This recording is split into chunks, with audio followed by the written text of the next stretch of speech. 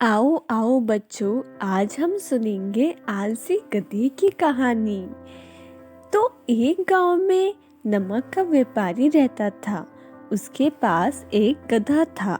व्यापारी रोज अपने गोदाम से दुकान तक नमक ले जाने के लिए गधे का इस्तेमाल किया करता था।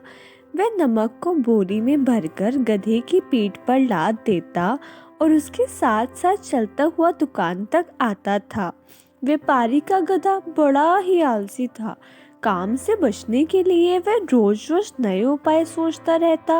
गोदाम से दुकान तक के रास्ते में एक नदी पड़ती थी, जिस पर एक छोटा पुल बना हुआ था। एक दिन नदी पर बने पुल पर चलते समय अचानक गधे का पैर फिसला और वह नदी में जा गिरा। नदी के पानी से नमक की बोरी भीग गई। जब तक व्यापारी ने गधे को पानी से निकाला, तब तक बोरी में भरा हुआ सारा नमक घुल चुका था। गधा जब चलने लगा तो उसे बोरी का भार बहुत कम महसूस हुआ और वह खुश हो गया। उसने सोचा कि अपने ऊपर लदा बोझ हल्का करने का भाई ये तो बड़ा अच्छा तरीका है। अगले दिन वह जानबूझकर नदी में गिर पड़ा। नमक पानी में घुल जाने से बोरी का वजन फिर कम हो गया। उसके बाद से वे हर रोज ऐसा ही करने लगा। रोज रोज गधे की ये हरकत देखकर व्यापारी उसकी चालाकी समझ गए। उसने गधे को सबक सिखाने का फैसला कर लिया और अगले दिन बोरी में नमक के स्थान पर रुई भरकर गधे की पीठ पर लाद दी।